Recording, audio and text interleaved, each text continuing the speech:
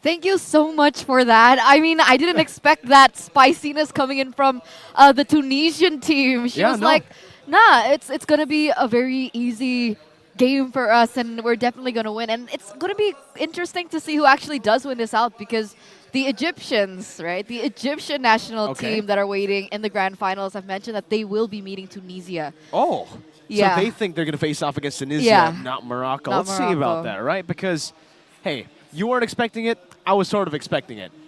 Like our host said, we already got the same interview. It felt like deja vu. Earlier, it was Tunisia versus Madagascar for the men's MLBB. And Mr. King Jen, the XP lane of the of the Tunisian team, said it was going to be an easy game too, up against Okay. Madagascar. So it feels like, for Tunisia, they're just really, really confident. This is also technically the lower bracket match. A third place match could be for them, but they have a chance to meet up against Egypt again. Obviously, both these teams have actually been taken down by Egypt in the upper brackets. 2-0 on 2-0. both occasions here. Egypt still waiting as one of the tournament favorites up in the grand finals. So we do still have 2 matches ahead of us, ladies and gentlemen, and we're going to start, like you mentioned, with the lower brackets, and we will be seeing whose tournament lives will be ended here at AEC and who will be moving forward to meet against Egypt once again. A little bit of a rematch to see who will get that WEC ticket, because for the MLBB women's, there's only 1 slot. It's very different to the MLBB men's where they had 2, but there's only 1. Only 1 queen will move forward to Riyadh later on in November. Yeah, every game counts here, not just for the obviously for the slot, but for the prize pool too, right? Because every step they get or every win they get equals to a better placement in the standings, equals to just more money that you can bring home as well. So I guess we're going to be taking a look at the lineups as well, just to see exactly why Team Egypt, the female team, rate Tunisia so highly. They think they're going to meet this lineup in the grand finals. All right, we have Dina Croft. Okay, and it's gone. Because I was wondering, right? You should have paid because- attention. Yeah, you should have paid attention, guys. Don't worry. Did you don't pay get- attention? I did. Okay. Who were the 5 players Well- for Morocco? Nightfall, Nezuko, Nero, Ellis, and Neko. Right? This is the home turf advantage that they have technically as well. We saw what it did for Morocco just yesterday up against Tunisia too, and they were able to take the dub, getting all the way to the grand finals, securing their slot. That was for the men's. Obviously, Morocco, now women's team, wants to try to replicate that success. Yeah, so it's not going to be Yewan once again in the EXP lane. It's still going to be Nightfall.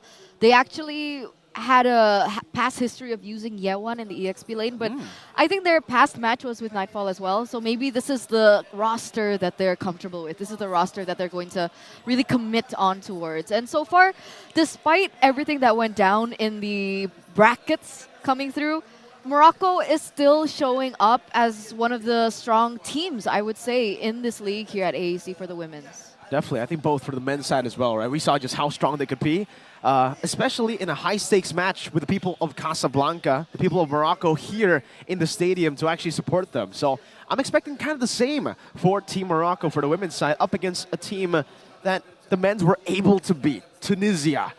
Let's see if it's going to be the same. But Tunisia, they're definitely going to be bringing a lot of spice this time around. We saw just how confident they were, despite being the underdogs when it comes to support in the venue. This is their lineup.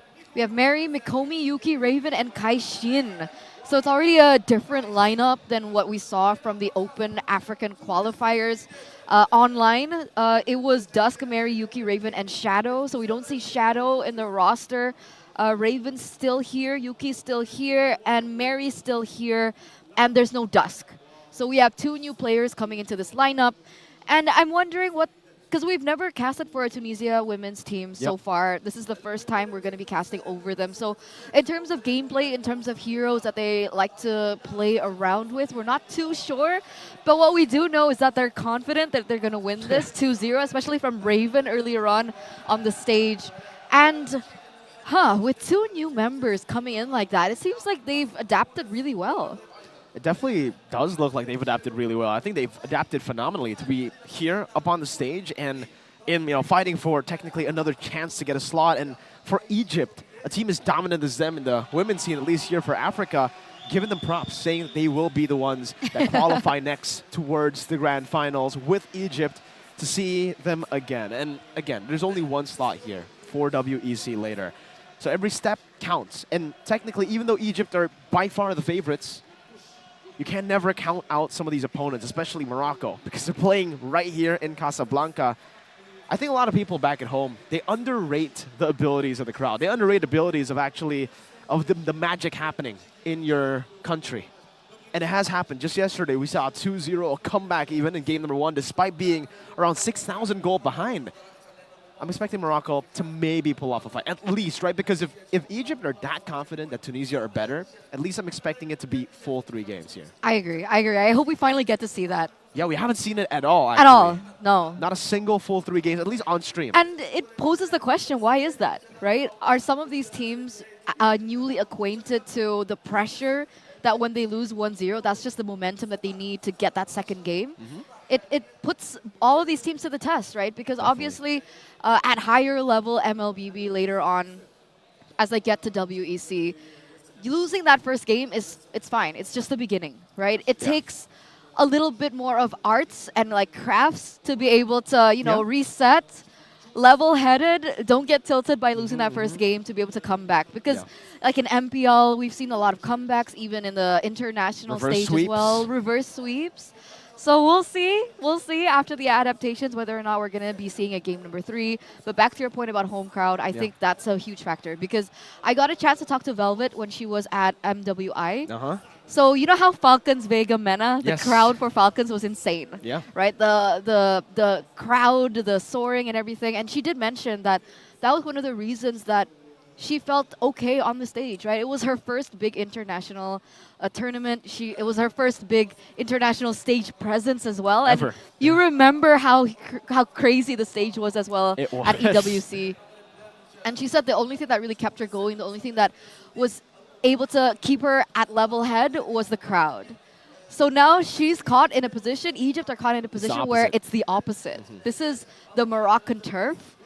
So, I mean, again, right? It's a big factor to these players, to these teams, especially with a lot of these players coming in with very little to no experience on a stage as big as this. I guess we'll only have to see, right, how Egypt deal with that. But now we got to take a look at how Tunisia deal with that. They got to be, as they turn to put it, artsy and craftsy here. They got to be very creative. And they got to. It seems Alpha, by the way, has walked up to the Arabic desk for some reason.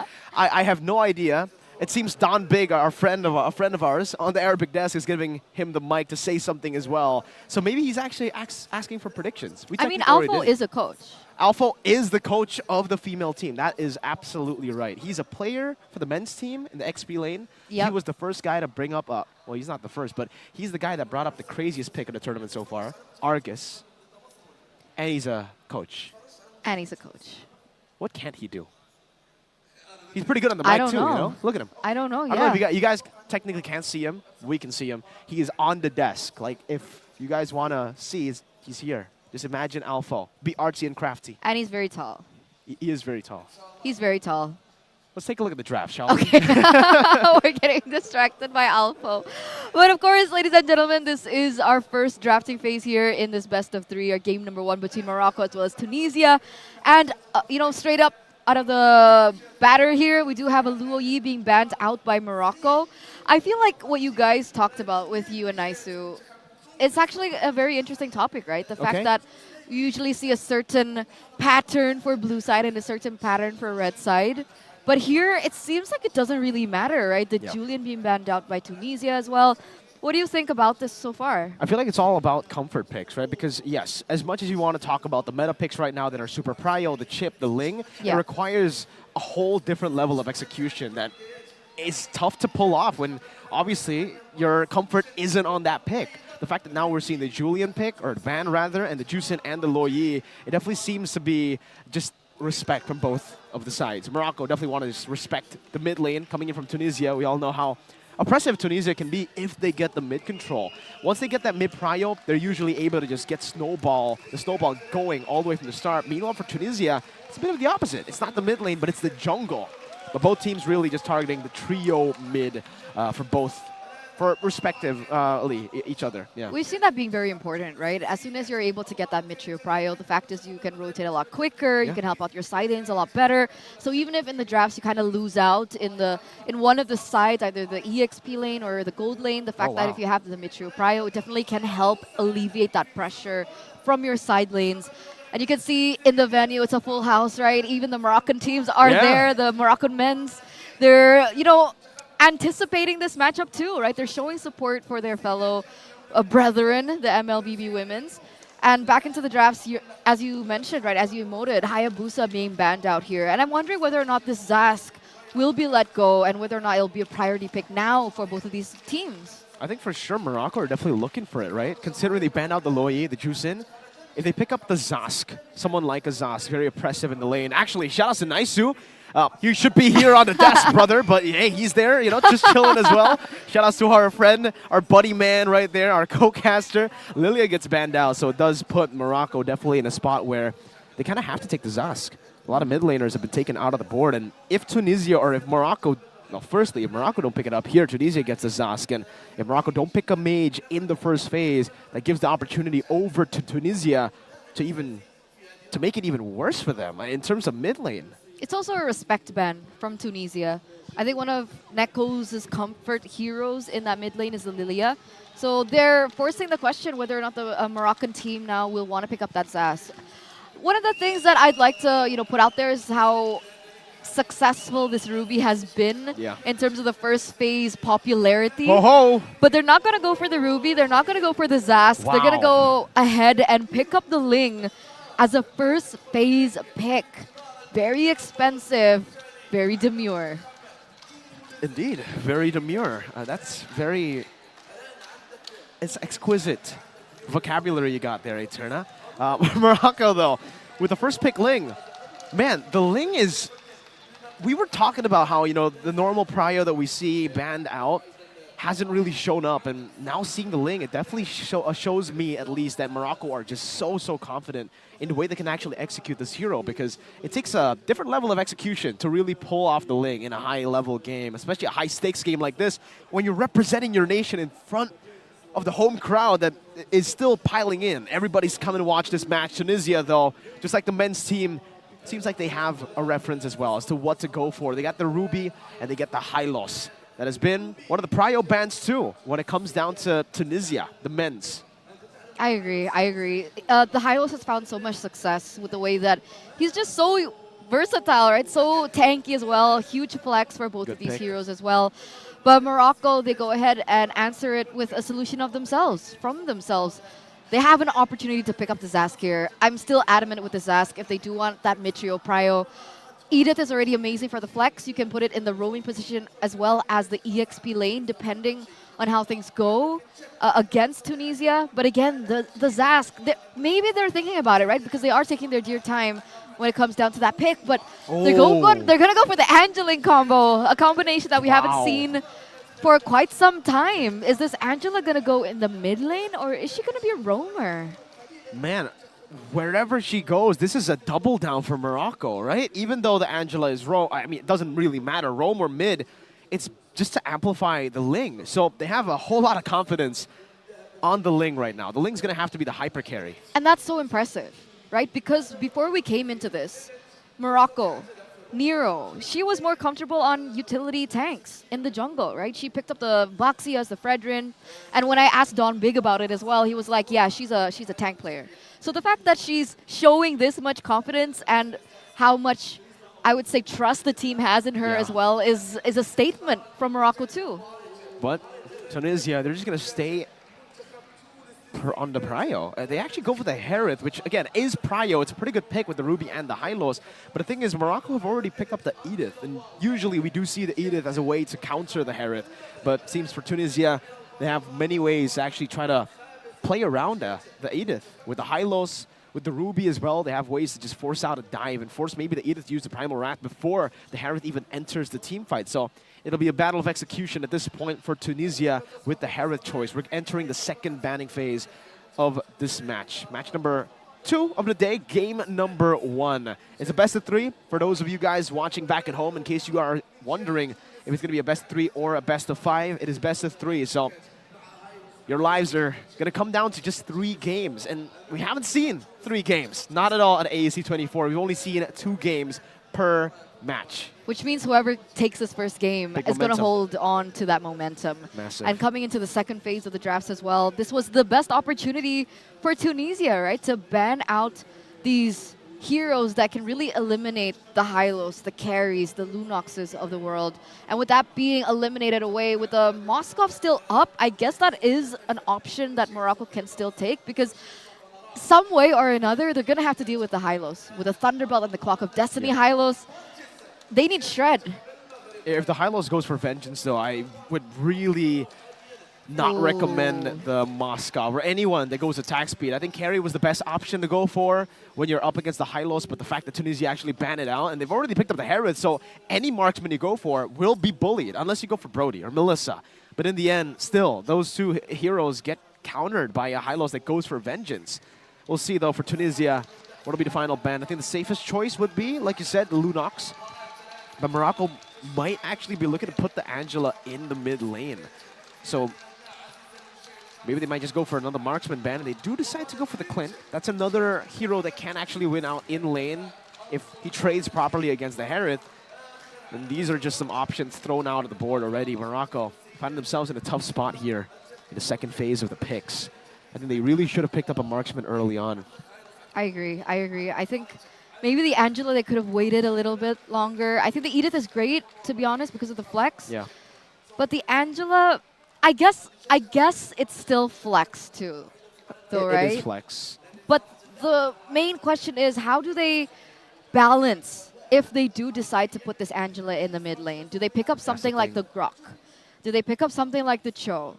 Because obviously they do need answers to the wave clear that honestly Tunisia might be willing to trade with.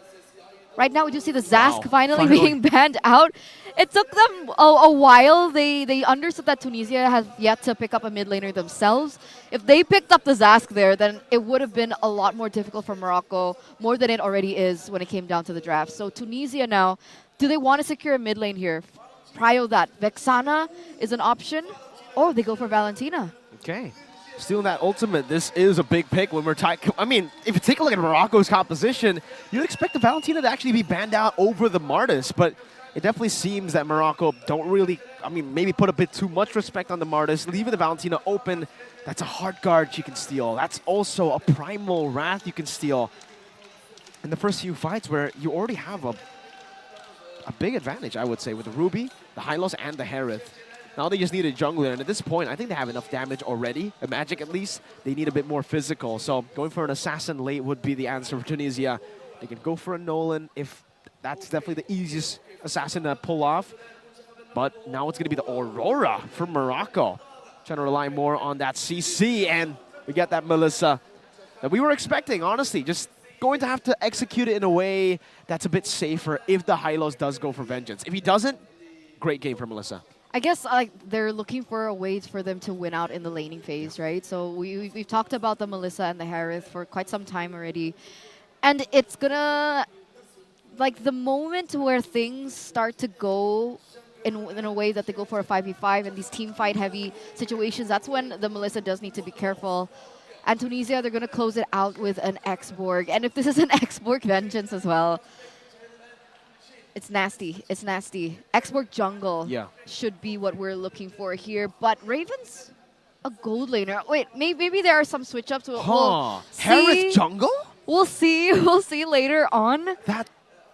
Hey, a lot of the teams here at AEC, they swap roles a lot, depending on the heroes that they get their hands on. Yeah.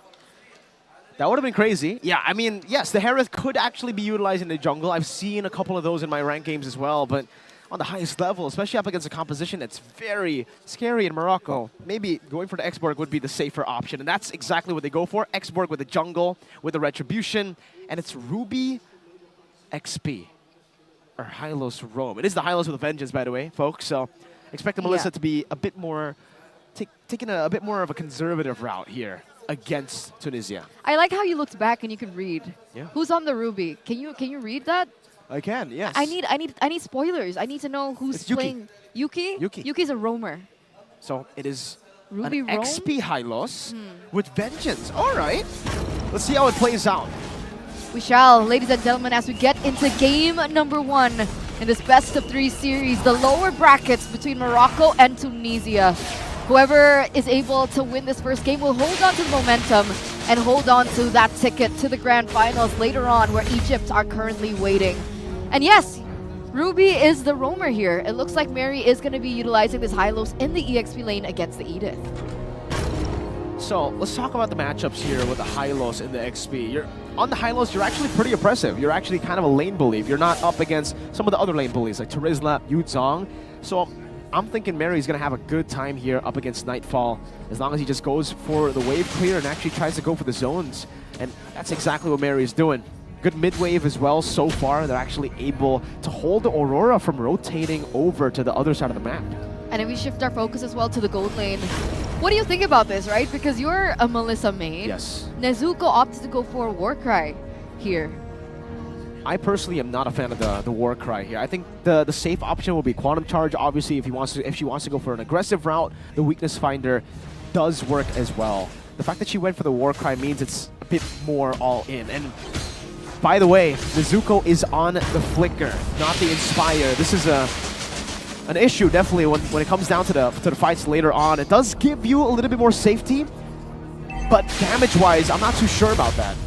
And we can actually see that happening, right? I guess they understand, Tunisia understand that Nezuko might be on a winning lane in this gold lane, but she's not been able to bully the Harith at all so far. Nope. The fact that Dust has been rotating, but wait a second. Good damage placed down. Nightfall going to be able to dash out with the onward. Mary actually pops in the Vengeance. They do get level 4. That's an advantage for Tunisia.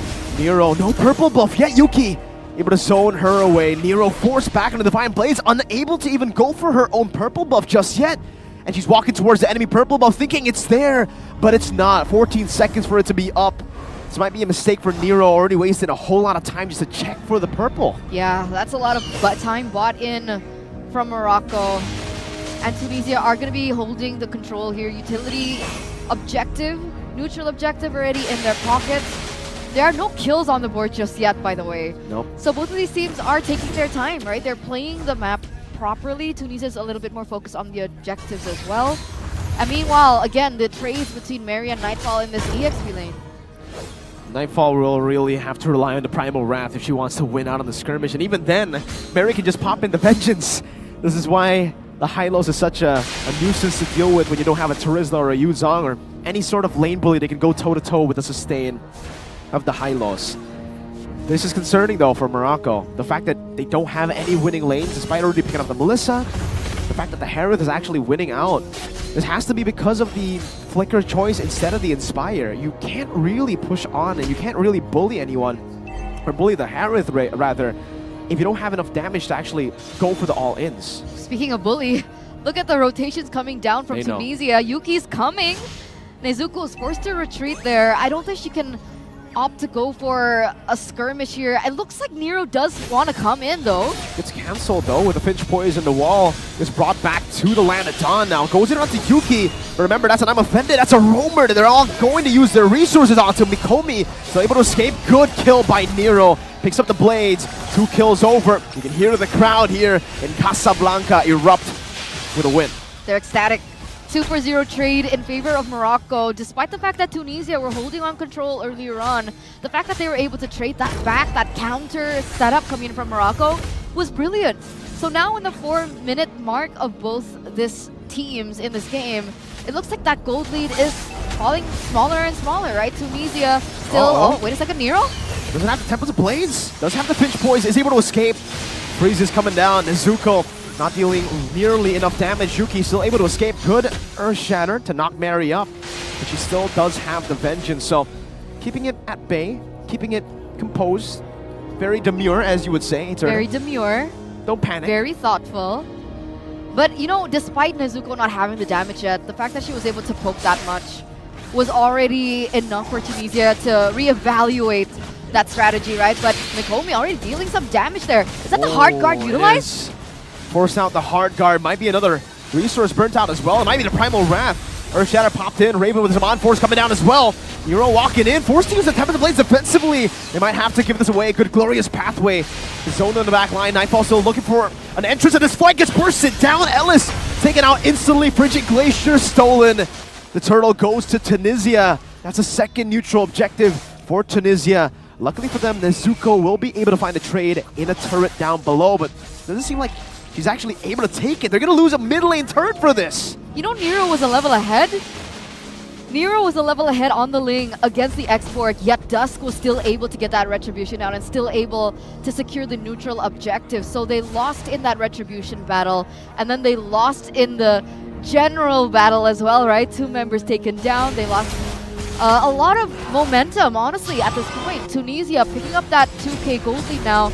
And if we take a look at the items, it just really reflects, again, Hylos already a big problem, level 1. The fact that it already has the Elegant Gem, as well as the Thunder Belt.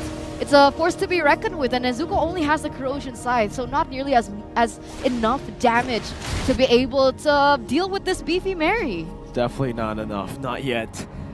The thing is, even if they go for the all-in Eterna, it definitely feels like it's more of a burst composition. Despite the fact that you have a Melissa, it shouldn't be that way. Having no Inspire is such a big problem for Morocco right now because there's not enough damage to go through. Once they use their cycle of resources, it's done. Yuki walking up again. Now the purple buff going to be stolen away. Goes into the Defiant Blaze either way. Still able to secure it, or Nero rather. Nezuko walking forward again, not nearly enough damage. He decided to go in. I'm offended, bringing him back despite the go away. It's still going to be Raven picking up the kill.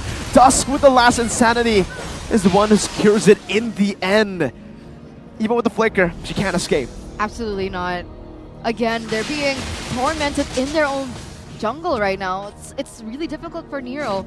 But despite being so far behind, Nero is doing a pretty good job at coming back with the EXP, right? I mean, earlier on, she was a level below of Dusk. Eventually, she had a level lead against Dusk.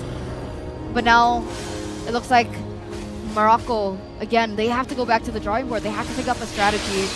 How do they come back from this, right? Do they wait on for the power spikes coming in from Nezuko? Is that the only winning condition that they have at this point? I don't think there's going to be any win conditions for the side of Morocco, knowing that the Melissa didn't bring Inspire. So had she brought GG then? That's it? I feel like that in itself, yes, it's a mistake. Maybe Nero. If you really want to talk a little bit about, the win conditions, they can play for Nero. If Nero gets to her item power spikes, she can start to deal damage onto the backliners, but that's about it. And honestly, even if we're talking about getting to the backliners, with Yuki there, with Mikomi there, who is the backline? That's a good question. Everybody wants to dive. That's a good question. That's a good question. I guess the most slippery person would be Mikomi. I think that's one of the largest targets. It looks like Nero, once again, like you mentioned, she is trying her best, right? She's trying to clear in those far lanes. She should be able to get some HP down in that tower for them to work with and slowly come back. But this Lord is blitzed in by Tunisia. Dusk still with the Retribution there, respecting Nero, who actually walked up. Glorious pathway. Gets placed down. This is a 2v5 situation. They're able, the two, to zone the 5 members of Morocco, forcing them back again. Lord number 1 by Tunisia, sieging her, marching down in the mid lane. But there it is. DHS now secured for Nezuko. We were talking about the power spikes of Nero earlier on. What items should we be looking out for? Nezuko? Nero. For Nero, it's a Berserker's Fury first item.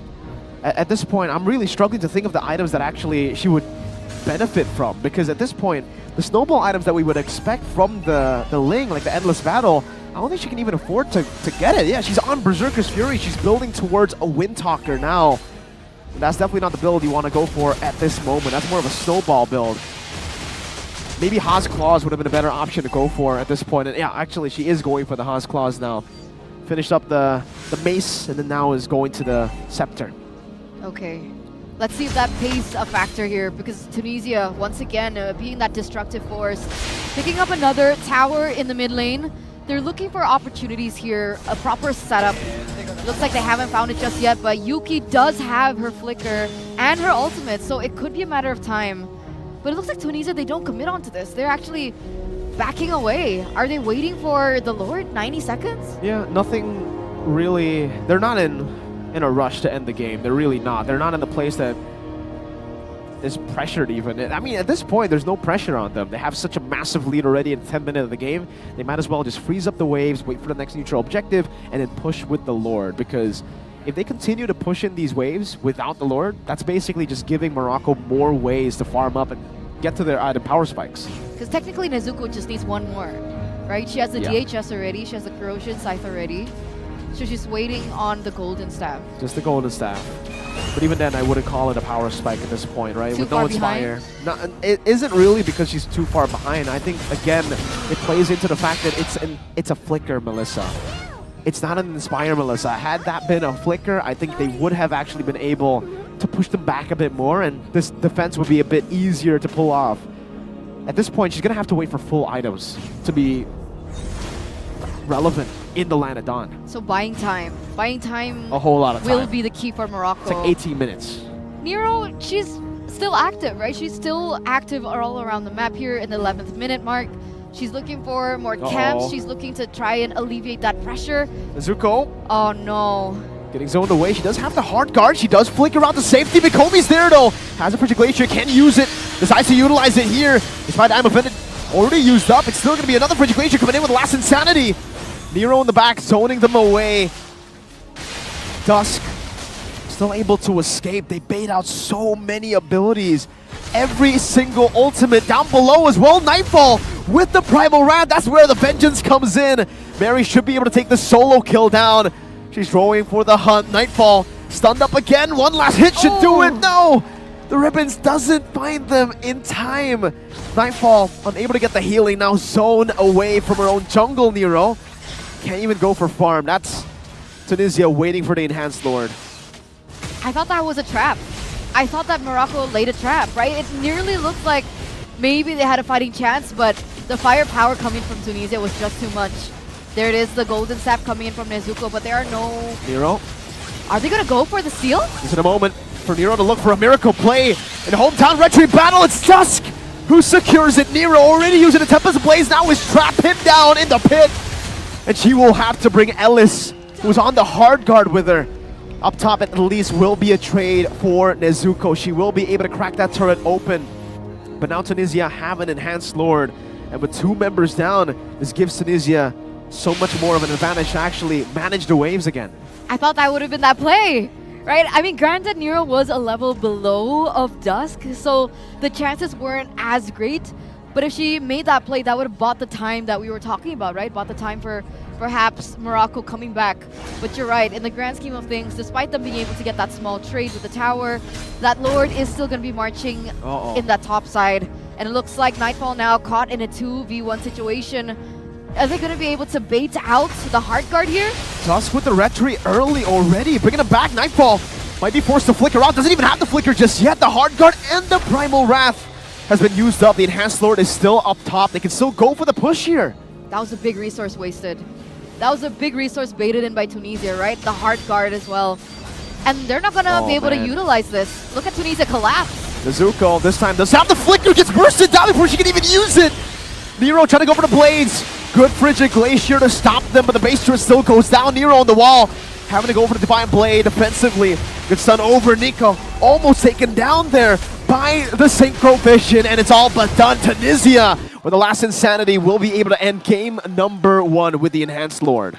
1-0 now in a best of 3, ladies and gentlemen. And remember what we mentioned earlier on, right? Usually the team that gets that 1-0 is usually the team That's the momentum that will be able to close out the series. Full sweep so far from the open qualifiers. There were very rarely a third game. There was very rarely a third game. And even in the group stage of the men's, we didn't see any third game at all. And coming into the playoffs for both the men's and the women's, it's always been a 2-0. So, I mean, you can even see the smiles on the faces of the team. The coach too. The coach as well from Tunisia. They're feeling it. They understand the position that they're in, and they understand the momentum that they hold to bring over to game number 2.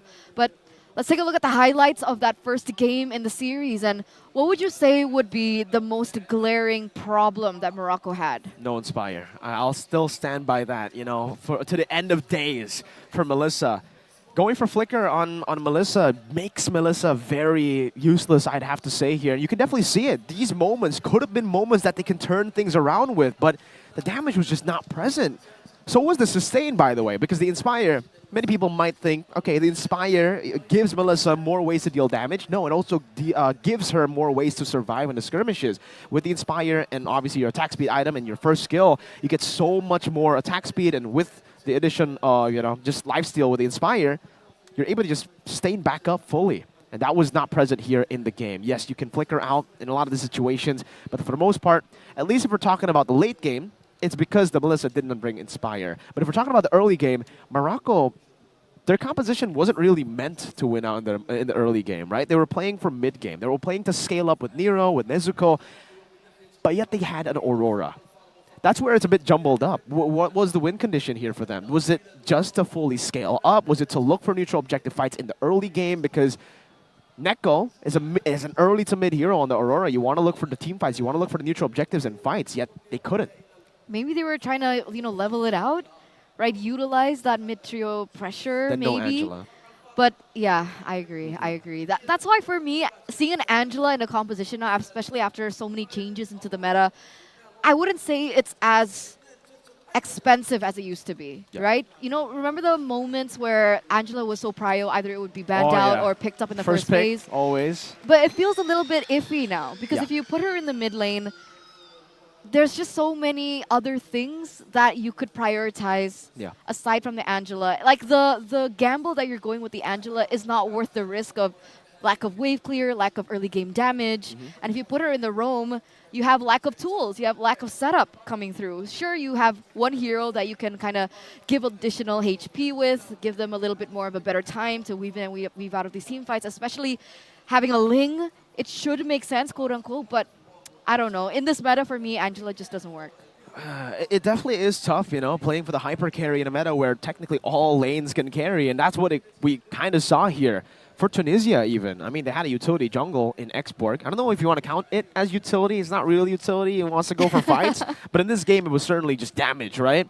Even if you want to build a case for Disc on the Expork being a utility jungler, this game, she was an absolute beast. The carry, even. You can see the player of the match here being her. Ice Queen 1, Immortality, War Axe. Just these two items, Ice Queen 1 and War Axe. Or one item. If you go for the Immortality first up against a composition that wants to fight, that's 4 health bars that the enemy team will have to deal with early on. It's already beneficial. It's crazy. I think one of the first things that I noticed about Disc or Dusk, I don't know how to pronounce her name. Is it Disc or Dusk? We'll ask her later on. We'll have to ask her again. We'll ask her. But the first thing that I noticed about the Expork was her pathing. It was very interesting, right? Because in the early stage of the game already, she already rotated towards this gold lane. And when we were talking about this matchup, we thought that maybe the Melissa would have a better time. But the fact is, with Dusk always with the Harith, it was very difficult for the Melissa. So we'll see what happens for game number 2 after this short break. Ladies and gentlemen, we'll be right back.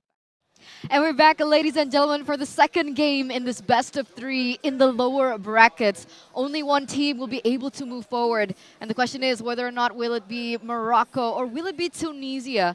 Because at this point, after game number 1, it is Tunisia leading with a 1-0. Morocco does still have time to come back from this, as they could potentially force the first third game in the series. There's a possibility here, right? Despite the fact that if we take a look at the patterns, it's always been 2-0. Whoever wins game number 1 has an overwhelming advantage just because of momentum. Because sometimes game 2, after a dominant game 1, they would lose out in drafts. We saw that yesterday as well. It was actually Team Morocco who got game 1 against Tunisia. This was the men's for MLBB. But in game number 2, they lost out the draft in the early game, yet they still came back. That's how much of an advantage you have when you secure game 1 under your belt. You play with no pressure, technically. And right now, Team Morocco, this is a double-edged sword moment for them. Because they have the crowd here, just in Casablanca, supporting them. That could be added pressure to be 1-0 down, or that could actually make them forget about that lead that Tunisia have on them. Let's hope. Let's hope for the latter, right? Because again, you, Mirko, that's you actually. Yeah. You, Naisu, I meant. Oh, nice, yes. You, Naisu, you've been mentioning about the fact that you've been anticipating a third game for so long, and maybe now's Really the hope so. time, right? Hopefully.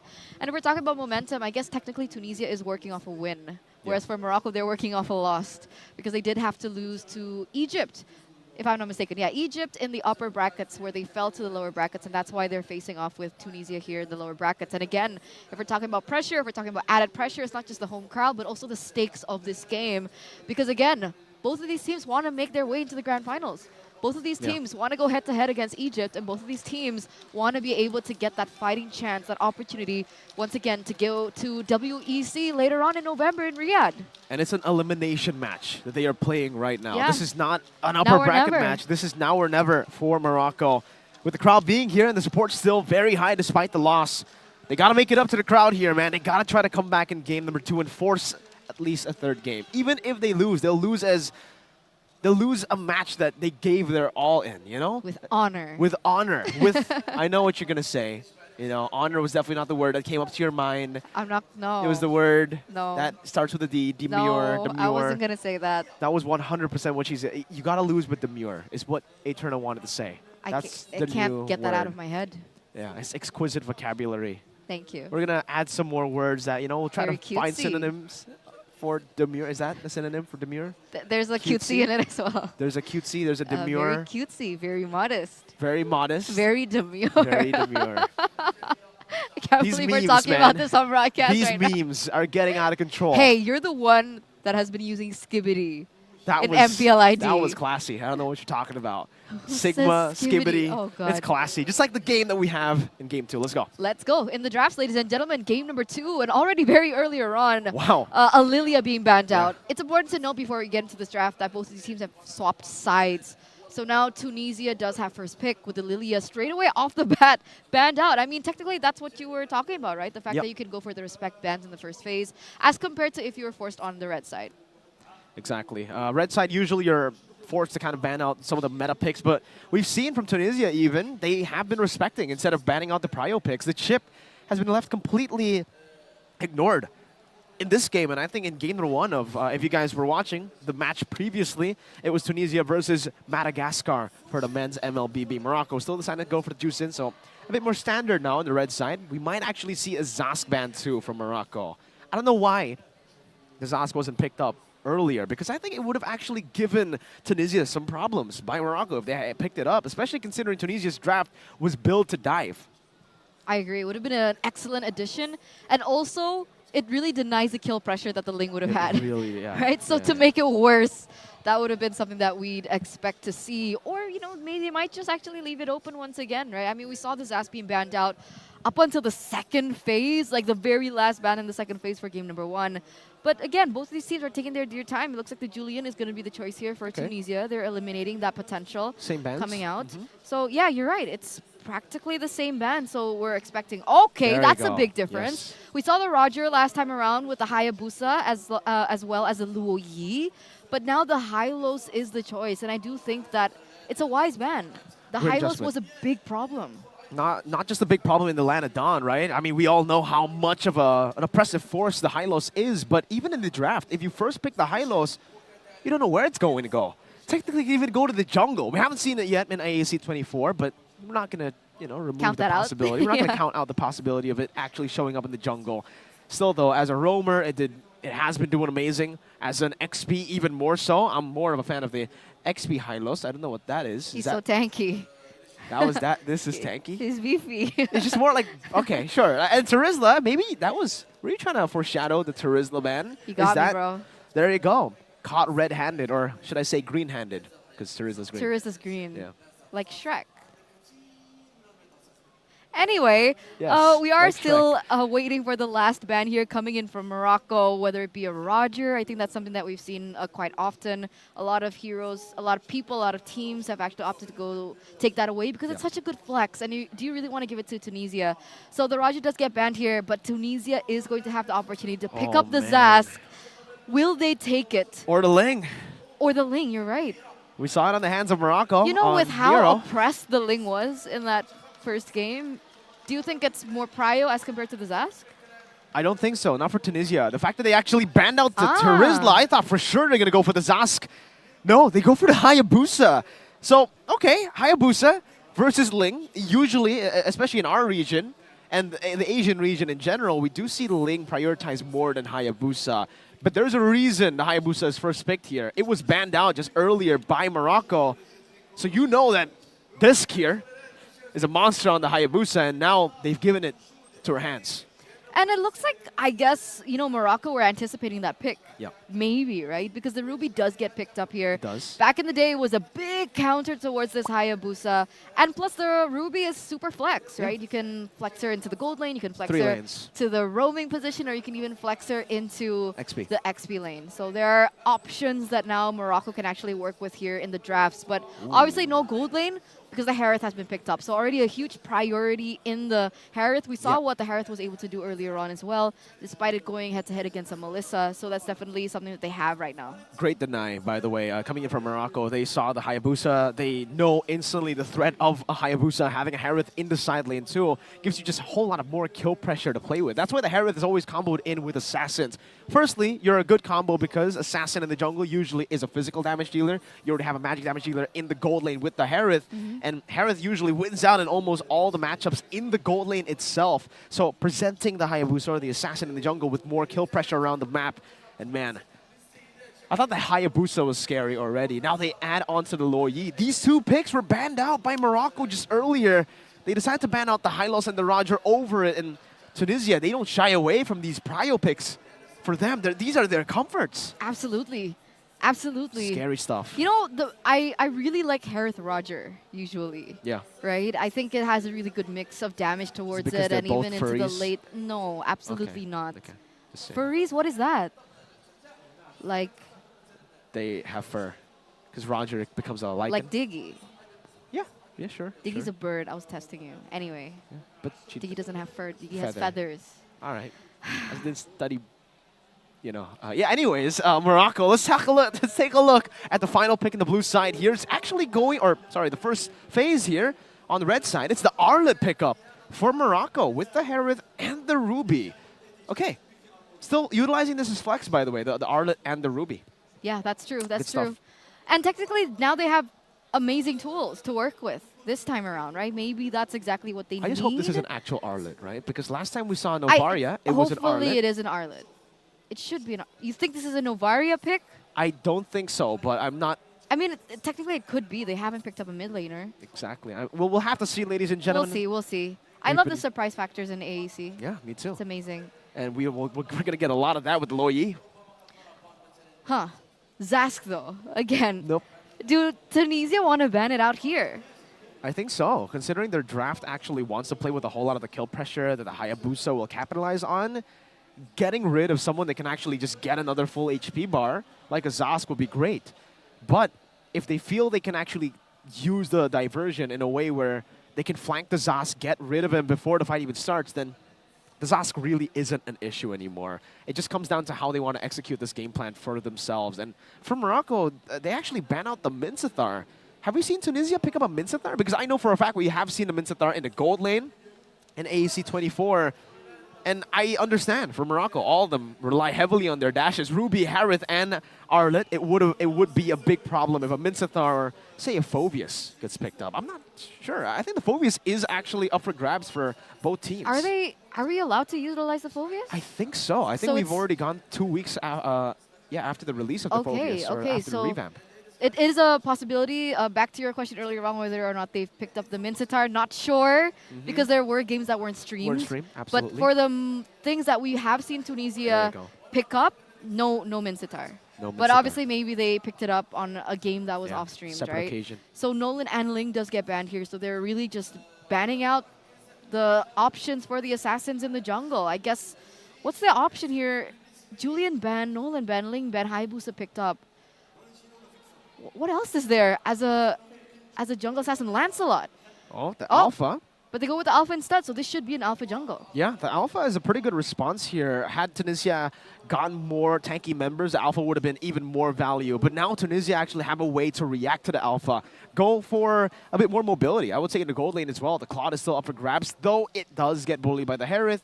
Most things get bullied by the Harith. You might as well have someone that can actually blink out from the engages of Morocco than say someone that's vulnerable, even though she actually can hold up a fight in lane. Like Carry could be an answer up against the Harith in lane, just to dodge away from the synchro vision. But I would say Claude is definitely safer.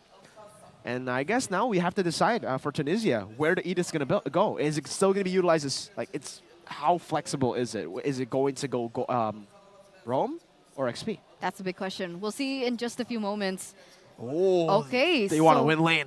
Xborg, EXP, Clint in the gold lane, yeah. and we have Edith in the roaming Wow. position. So that's what we're seeing right now. Okay. That's big. What's the word for it? Demure.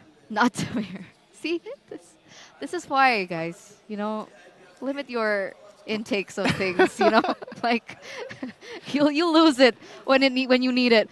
But counters, right? Stay That's the word that I was looking for, right? It's good counter towards what Morocco is going for. But right now, I do still like what Morocco is showing us here, right? There's a lot of tools that they can utilize. There's a lot of AOE damage coming through. There's a lot of just team fight presence, and they're gonna one-up that with a Tigreal. Yeah. So this should force a Clint on a Purify. Can Clint go Purify? Yes, you can. Technically, all heroes can go for, other battles, but you can go for a rival too, but no, Yeah. it's not optimal. Definitely not. I think the Flicker is still the best spell for the Clint, especially considering you are going to be playing far back in the team fights. You already have a Lo Yi and Edith as well to tank up some of these shots. So I'd say still go for the Flicker. But if you want to be really safe, the thing is, if you go for Purify, you're not safe in lane. That's it. So It's a what I trade would do say you just want to go go Flicker. for? Go Flicker. This Clint is meant to win the lane anyways. Focus on the laning phase. The Flicker can also be used to escape from the Tigreal initiations. And they already have enough peel. They have enough CC from the yin-yang reaction of, obviously, from the Lo Yi and the Edith. You also have the export. The export can soak it in, yes. Like Yeah. zone and poke the Tigreal to a point where the Tigreal can't go for initiations. So let's see. Because a lot of moments where the Tigreal wants to go in, it does get hindered by the damage already being placed in, especially when the stacks from Mary on the export does get increased. But ladies and gentlemen, here it is. The potential last game in the lower brackets. Tunisia just needs one more in order for them to move forward to the grand finals. And that was a huge steal in under 1 minute from Neko with an Novaria. So it's not an Arlet. It really is a Novaria. See? It's traded in. I didn't want to close the chance of it being a Novaria, and it is actually a Novaria. A hero we haven't seen at all, I believe, in AC. Bottom lane, Earthshatter Flicker. Raven able to pick up the kill there. Purple buff stolen away. Nezuko still able to get the trade down because of the turret. Yuki taking a bit too many of those shots.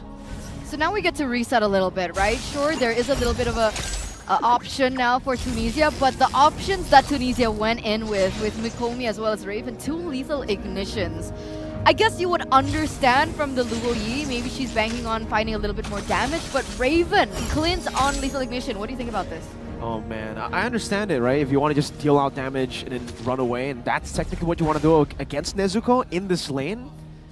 But overall, when it comes to the DPS you're going to be doing in the team fights, you're really going to be relying on just a cycle of skills at this point. And by the way, Hayabusa's definitely going to be having a tough time. Spirit of Alpha coming down! The tick! If Nero got lethal ignition, that would have been a kill. But she went for the safe route, which is the quantum charge. A good shot down onto Yuki too.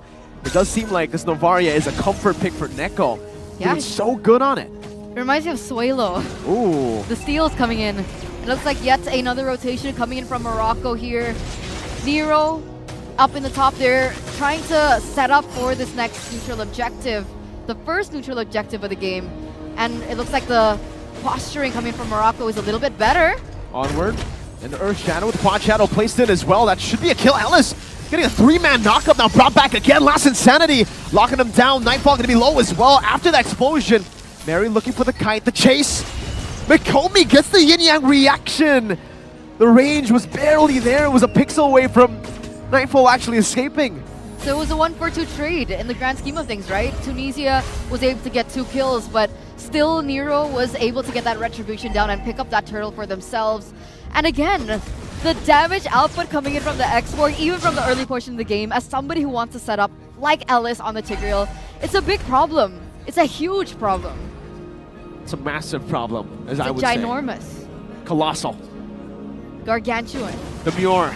Anyways, Nero now being a level ahead. This is definitely going to place the Alpha in a good spot to go for fights. Neko, though, gets caught by the Quad Shadow. Great disengage from Ellis. Finding the shove when necessary. That could have been bad for Neko. Could have been. But now Yuki Whoa. flickered actually. The flicker actually caused her to miss there. Pops into Primal Wrath 2, now might be caught, and Nezuko punishes her. Walking forward, the Chrono Dash. Spear of Alpha ready, does decide to go in. Now with the slashes, Raven, no flicker, taking out Nero. Doing a good job utilizing the Alpha. They have to respect Mikomi, however, on the Loi. Still a force to be reckoned with. This has been so different. Just the first 3 minutes were already reflected a very different game to what we saw in game number 1. Game number 1, it felt like Tunisia held so much control, but Morocco, they're fighting back with a vengeance here. Picking up things left and right as well, looking for trades left and right as well. And it looks like they have the gold lead, right? It's not as big as like a 1K gold lead at this point. It's like 500 and counting. But that's something, right? That's them now understanding that in the early portion of the game, they do have fighting power, especially with the Alpha, alongside with the Novaria. Obviously, the Novaria is going to be able to scale into the late game, so that's also something that they can work with later on if it does get to that point. They've got to be very careful now, Tunisia, because Disc is definitely going to be in a position where she's pretty vulnerable against the Tigreal. Does the Tigreal have the conceal is my question now as Nightfall tries to go for the flank but gets spotted out. Mary going for the stacks, going for the poke. It does seem like Morocco's actually getting much more value out of this turtle dance. Just clearing out the jungle, and now Nero is 2 levels ahead. Back to 1. That's a problem. Oh, wait a second. The yin reaction. Nero gonna be caught. Last incentive placed on Ellis. Going into the back line. Mikomi still stealing it away, securing it for Tunisia. And getting the kill on top of it. All good maneuvers by Tunisia. She's doing work. Mikomi is doing work on the Luo Yi. She's not just a mage, but she's somebody that this entire team can actually fall back to as an anchor, right? Her early game damage has been amazing. Oh, Dusk goes in very aggressively. Goes in for the shadow kill too. Not enough damage. Barely gets out of the Spear of Alpha. Meanwhile, diversion into the bottom lane. They're going to go for the kill under the turret. Mikomi! That's a mega kill. Great usage of the diversion, active as ever. 4-0-2 so far, picking up the kills, picking up the neutral objectives as well. She's doing work. And again, Dusk, I think, had 2 gauntlets. I think she's opting to go for Skypiercer first. But the damage just really isn't there just yet. I think the stacks, they need a little bit more time to get to the stacks of the Skypiercer. But because of those plays made in by Mikomi, it does buy Dusk a little bit more time, honestly, here in the 6th minute of the game. 6-3. It's a 2,000 goal lead for Tunisia. And it was actually Morocco leading for the most part, at least in the early game. So this definitely does put them in a tough spot now, because for Tunisia, I would say their scaling is a bit better in the mid game. They're going to reach that power spike. Once they do, Morocco's going to have troubles going for the initiations. Ellis is going to have to be very artsy and craftsy. Artsy and craftsy. It's the way to go.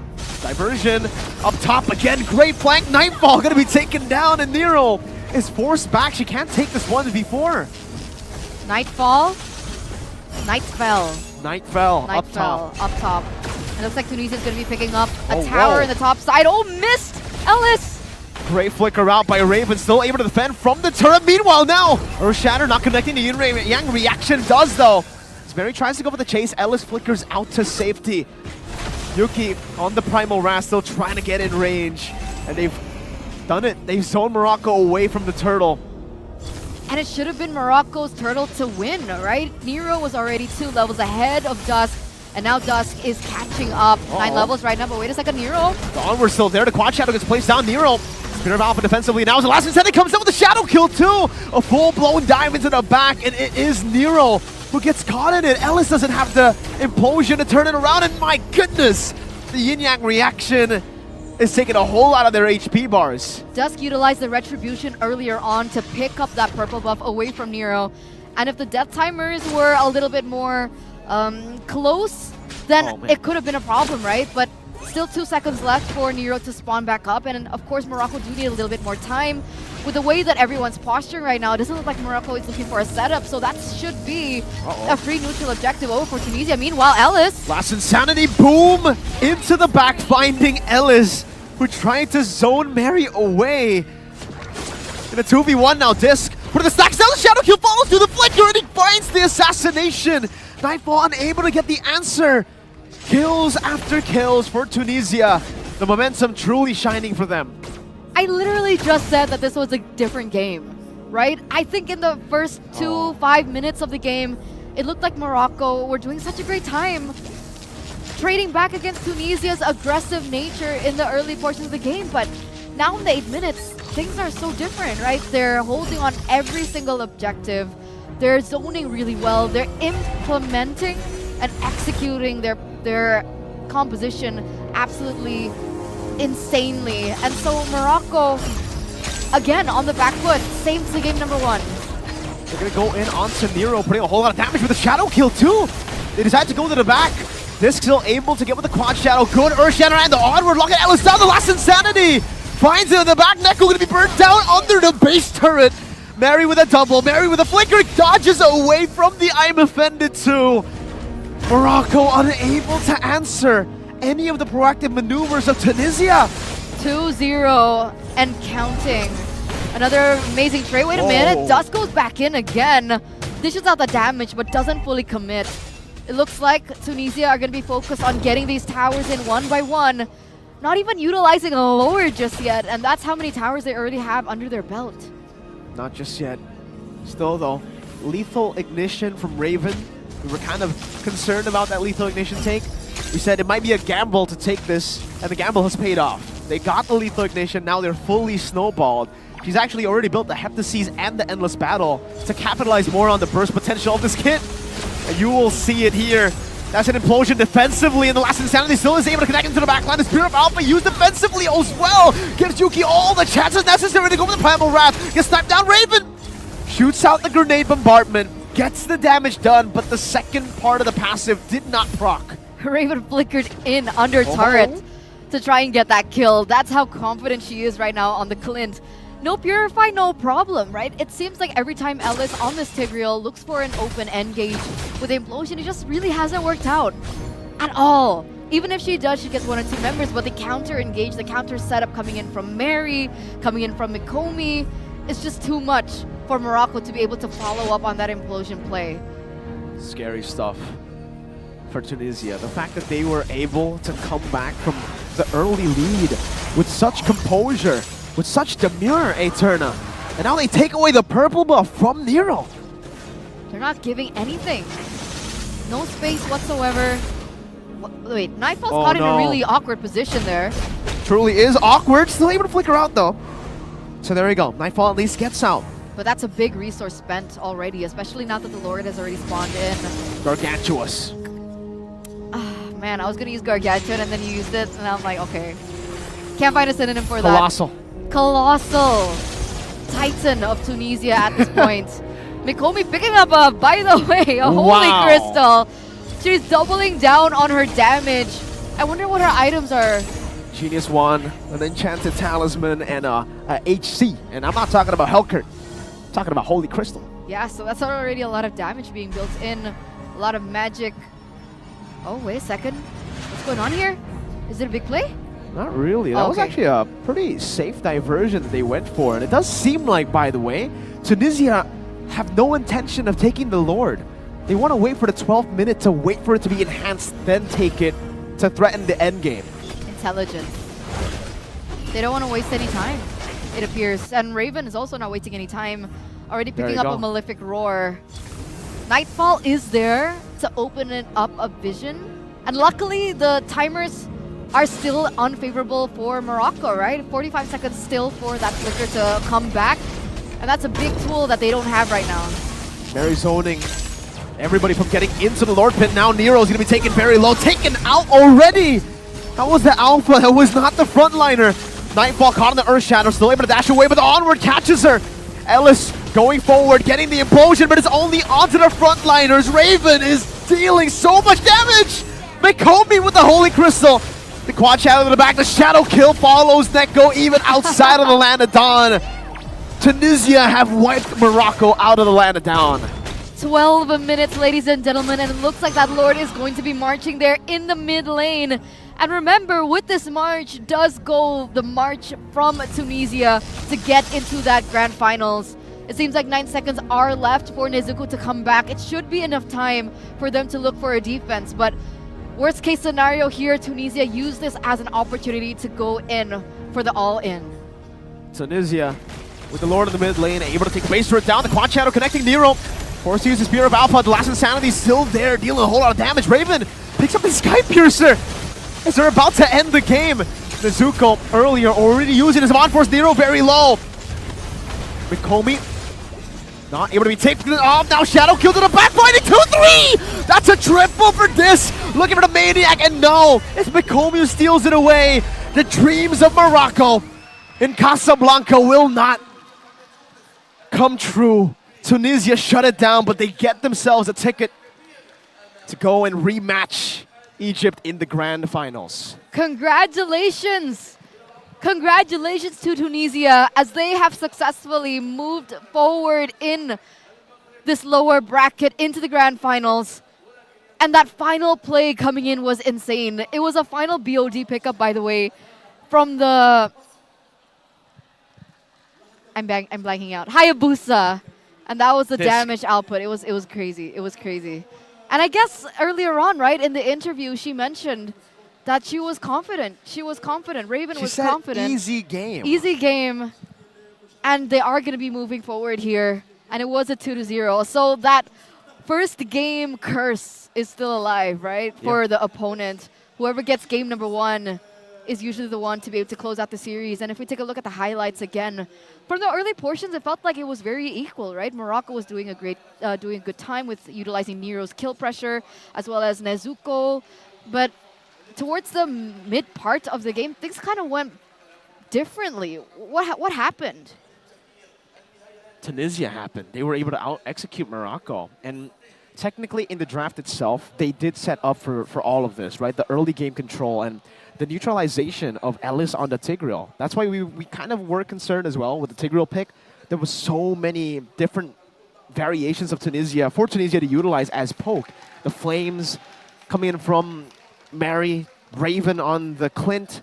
They even have Yuki in the front to actually stop Ellis from going for anything. And if Ellis did connect the implosion onto the backlaners or the backliners, Yuki could just Earth Shatter, cancel the implosion onward as well, stop the Moroccan backline to deal damage. And in the end, the snowballing as well from Raven in the lane against the Harith, getting her on a winning matchup turns out to be massive for them, right? And then obviously things just turned very horribly for Morocco. And it's a thrill and agony for sure, man. For Tunisia, they get another shot at going up against Egypt in the grand finals. But for Morocco, it's pretty sad to see here in Casablanca with so many supporters live in the venue.